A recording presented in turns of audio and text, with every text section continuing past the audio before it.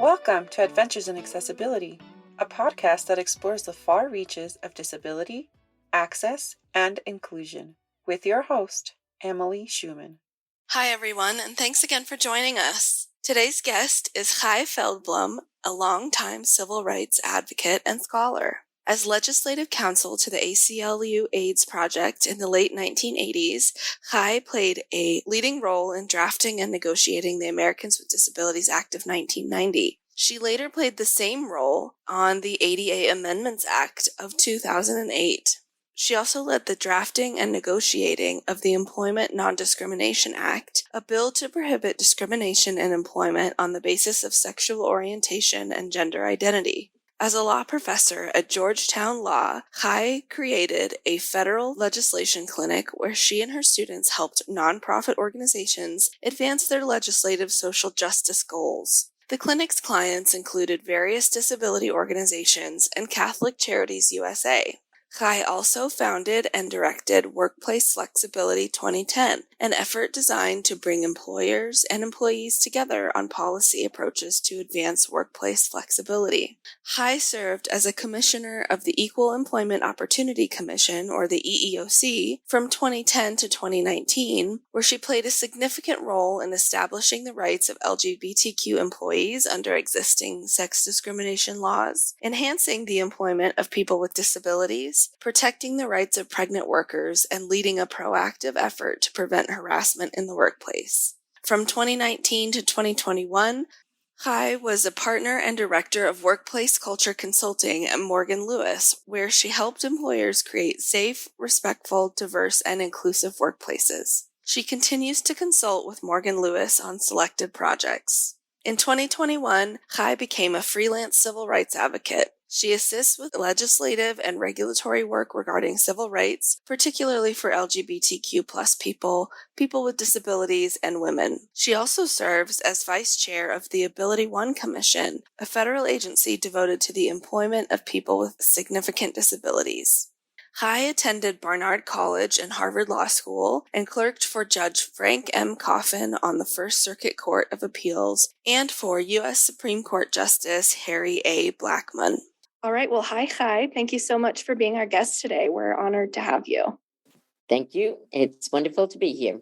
So our listeners just heard, your biography, which is just teeming with all of your amazing works and accomplishments. And out of all of that, I'd love to know, what is the work that you're most proud of? What are you most passionate about? Well, I think what I'm most proud of is the ability to have been able to work in coalition with some amazing people over the past 35, 40 years, right? So starting 1988 to 80-90, working to help enact the ADA. After the ADA enacted, working with trying to get regulations passed that were good, working with a great team in terms of the ADA Amendments Act of 2000, as a commissioner at the EOC, working to implement the ADA. So all of this is about securing basic civil rights protections for people with disabilities. I'm certainly proud to have been a part of that effort and that struggle, and to have had the chance to work with some amazing people along the journey. Yeah, that's wonderful. And what can you share with our listeners about your disability and how that impacts your daily life, or how it informs your work? Yeah, so I was diagnosed with anxiety disorder when I was 29. I'm sure I had it, obviously, my whole life. When I think back on it, I realized my mom probably had it, but she died when I was pretty young. And I I had the panic attacks really around doing legislative amendments for people with AIDS and HIV, protecting people with AIDS and HIV that didn't come out exactly the way I wanted. And then suddenly I'm having panic attacks, which I had no clue what they were. So in a way, I got very lucky that I got diagnosed so early. And I got diagnosed just when I was starting to work on the ADA in 1988. I don't think that at the time I necessarily self-identified as a member of the disability community, even with having this psychiatric disorder, even with the person helping to write a very broad definition of disability. that would obviously include people with depression, anxiety disorder, because as a society, we weren't doing that. But I would say by the end of working on the ADA, and certainly afterwards, I realized how important it was to come out as a person with a psychiatric disability. Medicated since I've been 29. I'll be medicated till the day I die. Thank goodness for anti-anxiety and, medications. And it's just been very important to me to be out about it. In terms of how it's impacted me, I have been incredibly lucky because I went to law school, didn't have the diagnosis at the time, clerked for a Supreme Court justice, an appellate court judge, and then a Supreme Court justice, again, not diagnosed. By the time I was diagnosed, I was a lawyer for the ACLU AIDS Project.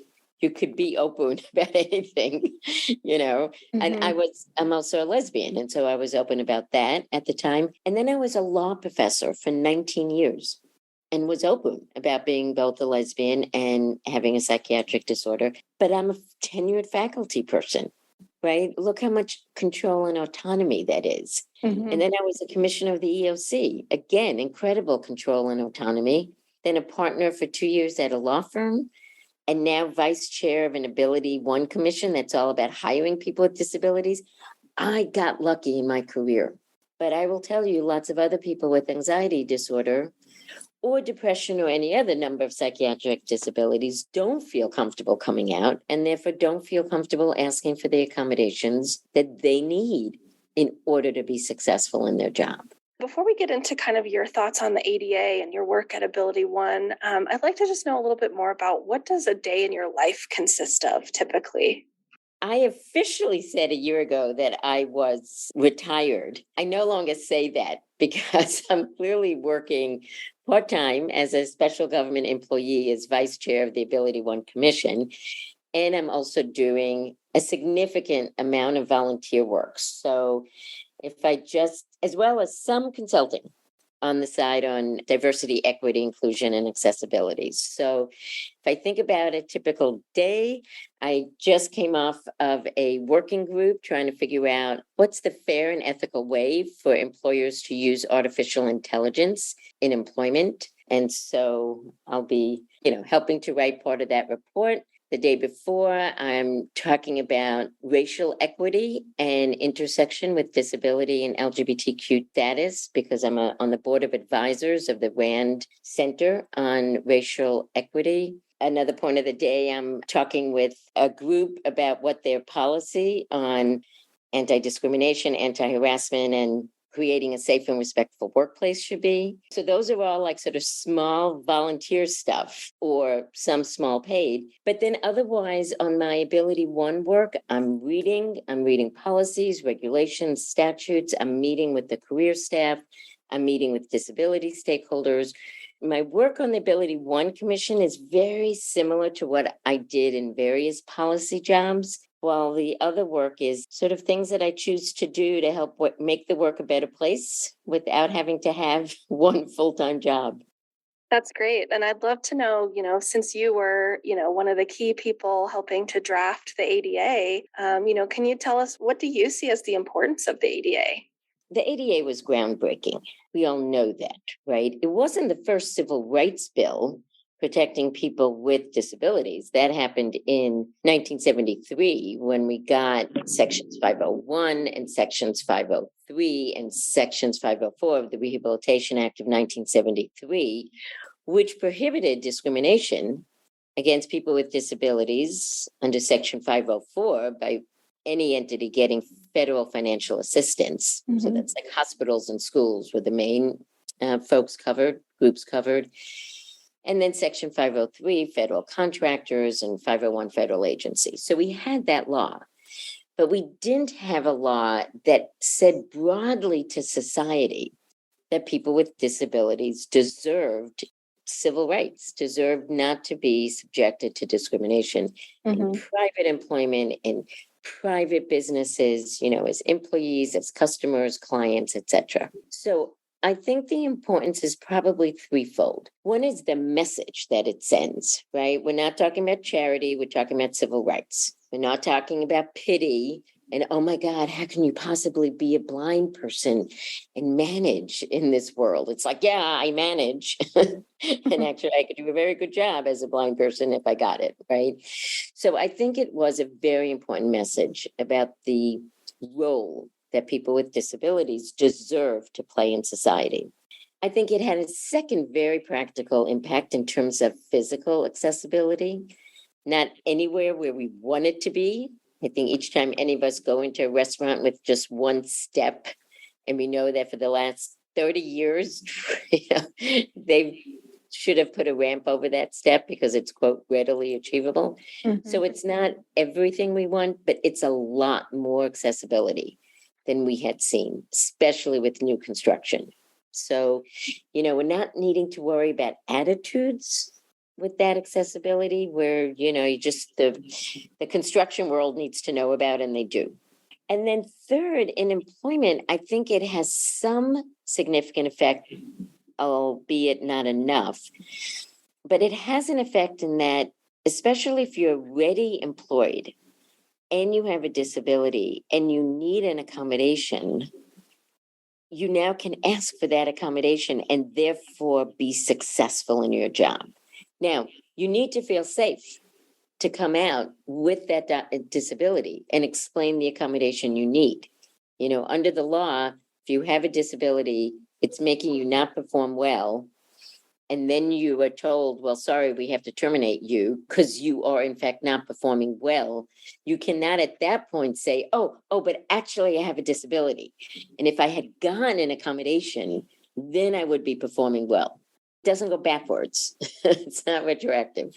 But if you are able to come forward, if the workplace is safe enough and the employer makes it clear that they consider having people with disabilities part of their desired diversity, then that creates a space for people to come forward. So that's a third thing that I think ADA has been very important about. So on the flip side of that, where do you see limitations in the ADA? So the limitations come when we face the attitudes of people who don't think that people with disabilities can necessarily do a job. So again, now I'm talking about employment, because in the public accommodations, people coming in as customers or clients, they want your money. In employment, the hiring person has a choice among lots of people.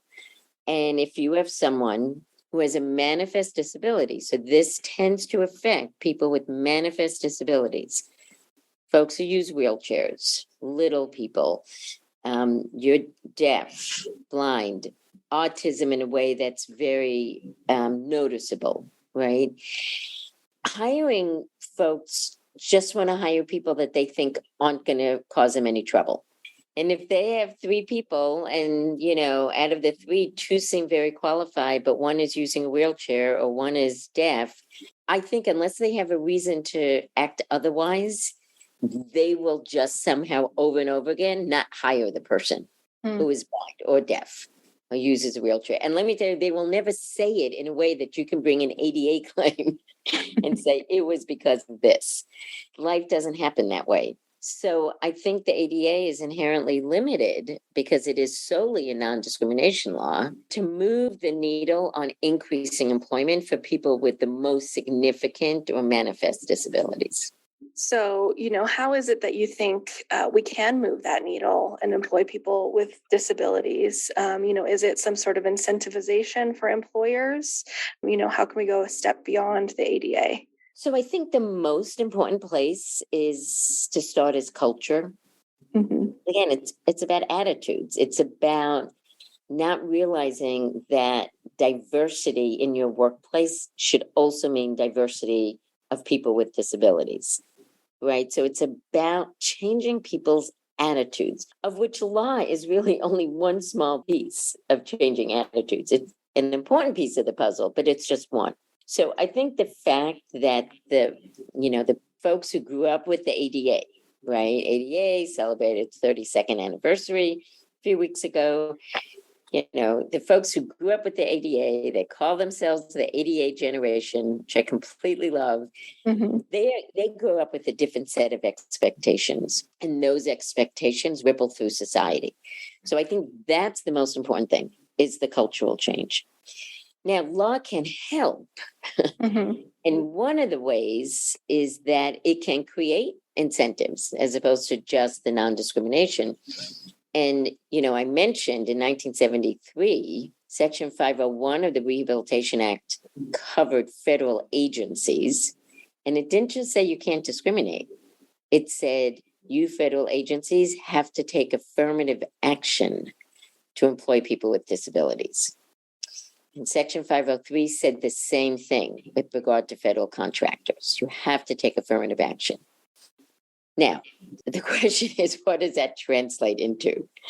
And for years, certainly on EEOC side, so the Equal Employment Opportunity Commission, where I was a commissioner for 9 years, has the legal responsibility to implement Section 501 with regard to federal agencies.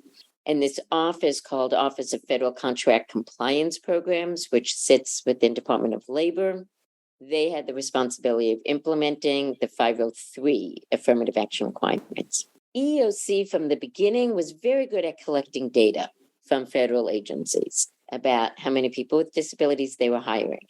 But they never issued regulations, which are much more powerful than just, policy guidelines of here's the information we want you to have. The Department of Labor was not even really collecting that much information. So something that was a significant step forward in the Obama administration is that the Office of Federal Contract Compliance Programs in Department of Labor issued regulations to say to all federal contractors, we want you to have an aspirational goal. And they said an aspirational goal of having 7% people with disabilities in your workforce. Well, that's good, right? Because now the hiring manager, if that goal has, trickled down to the hiring managers, now there's a reason to potentially hire the person with the disability if they're as good as the other, because that helps you reach your goal. Unfortunately, a major flaw in that regulation, which a lot of us said at the time, and the disability community continues to say, is that the definition of disability that the Department of Labor used in that regulation was the definition of disability under the ADA as Congress amended it in 2008. Under that definition of disability, anyone with any medical condition is a person with a disability, right? My anxiety disorder, someone else's depression, someone's Crohn's disease, diabetes, irritable bowel syndrome, heart condition, they are all disabilities. And they're not really necessarily the ones that are having the biggest barriers in terms of hiring. But that's what that regulation says. 2 years later, we at the EOC put out our regulation to implement Section 501, and we very carefully divided it into two groups of people with disabilities. And we had a 12% goal for people with disabilities covered under the ADA, which is like so many people. All you have to do is create a safe enough atmosphere for people to self-identify. And then a 2% goal for people with what we call targeted disabilities. Literally, we had a list of people with targeted disabilities, right? Folks using wheelchairs, having significant mobility impairments, people who are deaf, people who are blind, people with significant psychiatric, conditions, bipolar, little people, people with, intellectual developmental disabilities. So, I think we did a better job, but the limitation in both of those is enforcement.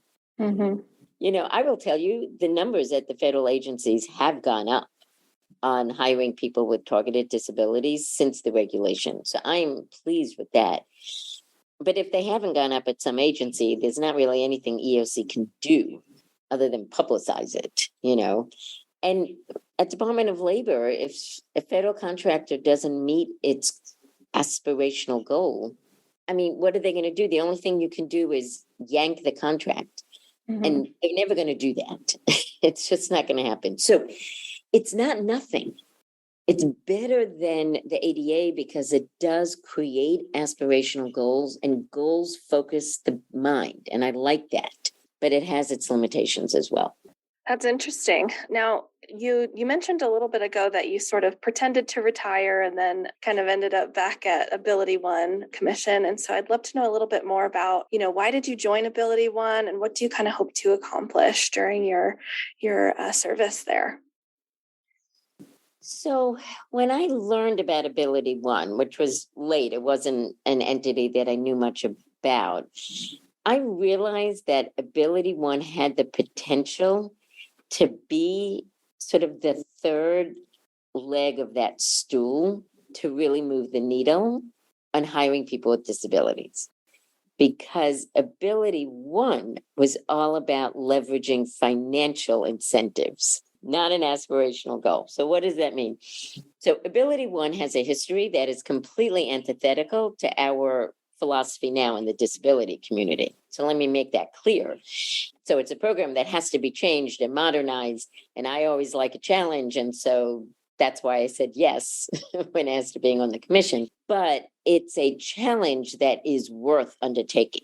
The upside can be very high. So the Ability One Commission is this independent agency that helps facilitate about $4 billion in federal contracts, goes through the federal agencies, and they are what are called sole source contracts. So once an item is voted on by this commission to be on what's called a procurement list. So once that item for a product that the federal government needs or service that the federal government needs, once it's on that list, the only employer that can get that contract without having to compete with everyone else in the country is an employer that is a nonprofit agency that is primarily hiring people with disabilities. Okay, so think about the power of that. Instead of the blind person never getting in the door, here, the whole point is they want blind people to be doing this work because that's how they're getting the contract for blind people to be doing the work, right? Same thing in terms of services. So it has a lot of potential to literally completely flip the mindset of a hiring manager. So that if you have a significant disability, you're out ahead of the game. You're at the front of the line in terms of getting hired. Okay, I love that. That to me is the third piece. Now, the problem is that the program began in 1938 on the assumption that blind people couldn't do anything other than make like brooms and mops. And so that's why these contracts had to be limited to nonprofit agencies that hired blind people to make the brooms and mops. And they had to hire at least 75% people who are blind, and they could go up to 100%, right?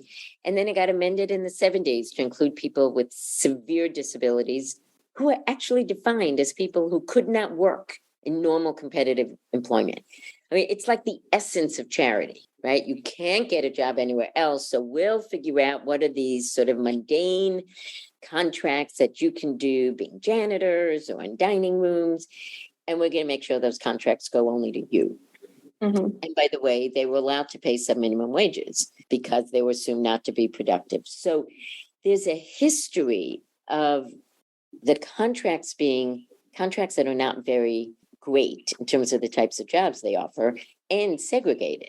So we don't want those types of jobs. But when you look at the program now, I told you $4 billion in contracts.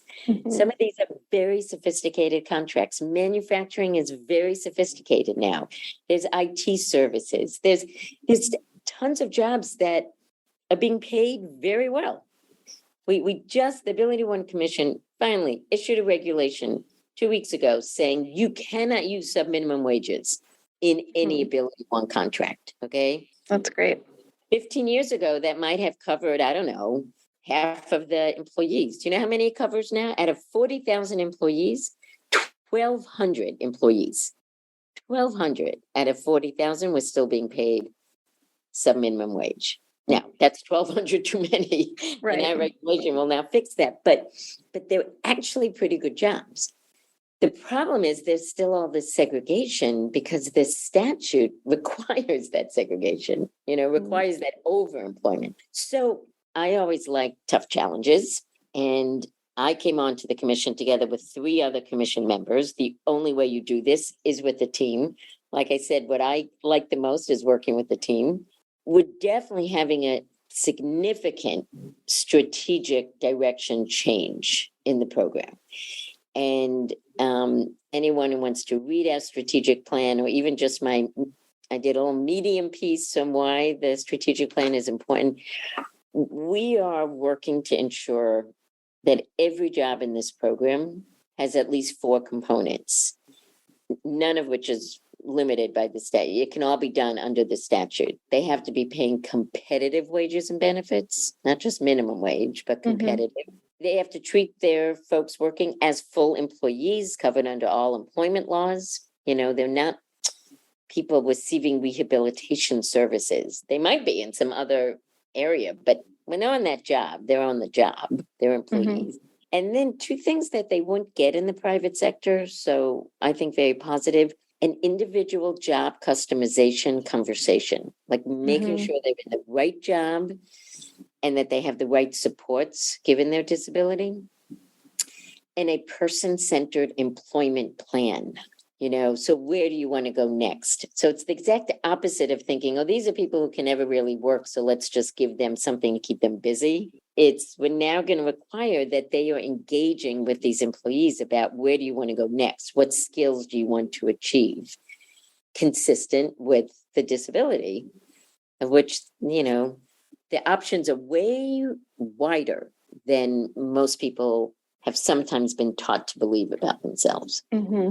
So that's what we're going to do. That's our goal over the next few years. Yeah, that's wonderful work. And I appreciate learning more about that. I think that's probably an organization not enough people are aware is even out there. Yeah. Well, I didn't know it was out there until I started learning about it. And when I first learned about it, all I learned was some segments of the disability community wanting to dismantle it because of its philosophical underpinnings. And I completely understood that. And completely agree. We have to move away from the philosophical underpinnings. But I sort of felt it was like cutting off that 3rd leg of the stool because you didn't like where that leg came from, as opposed to saying, let's try to fix this leg and then leverage this program to the max.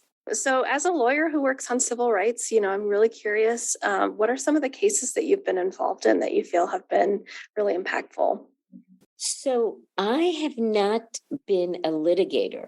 I haven't been a civil rights litigator. What I've been is someone who helps draft the laws that then become the subject of litigation, right? So as a law professor, I taught a course that I called Lawmaking, which was about legislation and regulations and how impactful those 2 parts of law were, even though the law students were only hearing about cases. I was trying to bring them back to Article 1 and 2 of the Constitution is the Congress and the administration before you get to Article 3 of the courts. So I really feel the first most important thing is the legislation, ADA of 1990, ADA Amendments Act of 2008, the regulations from the EOC. But then in terms of cases, the Bragdon case, which was one of the first cases the Supreme Court decided covering people with AIDS was essential. And then the bad cases, what we call the Sutton trilogy, which was what pulled back and really squeezed the definition of disability to something tiny, which is why we then need legislative reaction. And then the Olmstead case, which is the one that really established the right to integration in the community, integration in jobs. I mean, that was an essential Supreme Court case. But I helped by helping to pass the legislation and the regulations, and then was a, cheerleader for the folks bringing the cases. So, I'd like to know, what would you say to listeners who are feeling defeated right now, either because of a personal struggle or because of current events? Very relevant question for so many of us now. So, on the personal front, I think about, within the gay community, how we have this whole thing for the youth of it gets better. Because it really is hard for youth who are LGBTQ, depending on where they're living, to actually believe it'll get better. And I think certainly if you are a young person with a disability and you've seen all the obstacles, I really feel like the thing I can say is it gets better. It's not that it gets easy. It never gets easy. And I think it's much easier for people who are LGBTQ now in our society, at least in some states and countries, than it is for people with disabilities, or at least manifest disabilities. So I'm not saying it gets easy, but I think if you reach out and try to create a community for yourself, that is a plus of social media and having the web. Things that people with disabilities and LGBTQ people didn't necessarily have 20 years ago, or 40 years ago when I was, growing up. I'm 63 now. So, it's, I have definitely seen the difference. So I think what I would say in terms of personal struggles, really try to find a community. And it doesn't even have to be that many people. And find people who will support you in coming out at school, at jobs, in your community, because that's the way to live your full self. That's if you have a hidden disability. And if you have a manifest disability, to help you make it clear to folks that you don't want them to ignore your disability. Oh, I don't even notice you're in a wheelchair. Oh, well, great. Then you clearly aren't seeing me and what I live with in my life. But I'm not only a person who uses a wheelchair or whatever the other disability is. So that's on the personal. On the political front in the country, I think so many of us have just been so devastated and demoralized at realizing how much, like, half of our country is getting their information from places that are sort of not telling them the truth. I mean, they're not bad people at all, but they're not getting real information. And so they're voting for people that don't necessarily have their interests at heart, or the interests of folks who are otherwise marginalized. And again, here's what I think. I mean, the disability community definitely needs to be aware that if you're disabled in LGBTQ or disabled in Black or Latinx or Asian, I mean, obviously it just, they're double whammies. And I think people understand that instinctively. The only thing I can say there is one changes this world by voting, by educating other people. I think that's the best we can do. Great advice. And where would you, if listeners want to get in contact with you after today's episode, how can they connect with you? Sure. So I have a website, chaifeldblum.com. So it's ChaiFeldblum. It's all just one word.com. And there's a place there to send me an email, and it just goes straight to my Gmail. And I can write people back from my Gmail. I'm also very good about responding to LinkedIn requests, or Twitter. I do. That's at Chai Feldblum. I will confess that I was a major social media person, like while I was at the EOC, because I just wanted to get the word out about EOC.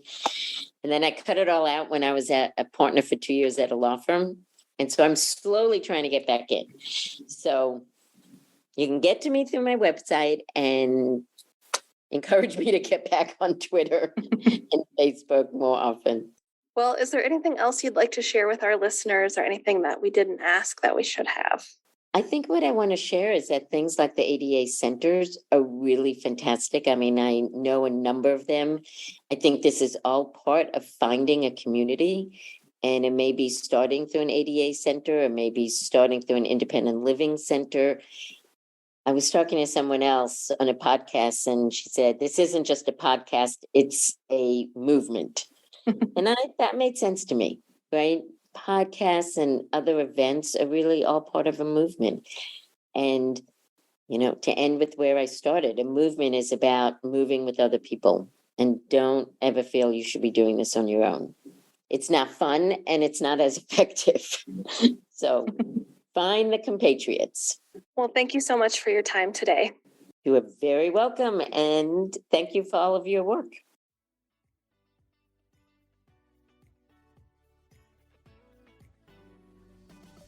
Thank you for listening to this week's episode of Adventures in Accessibility.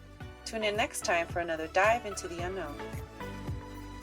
Adventures in Accessibility is hosted by Emily Schumann, and Jessica Lucinia is our sound engineer. This podcast is a project of the Rocky Mountain ADA Center and is funded under a grant from the National Institute on Disability, Independent Living, and Rehabilitation Research. Grant number 90DPAD0009-01-00. This production is intended solely for entertainment and informal guidance and should not be considered legal advice. The opinions expressed by guests are not necessarily held or endorsed by the Rocky Mountain ADA Center.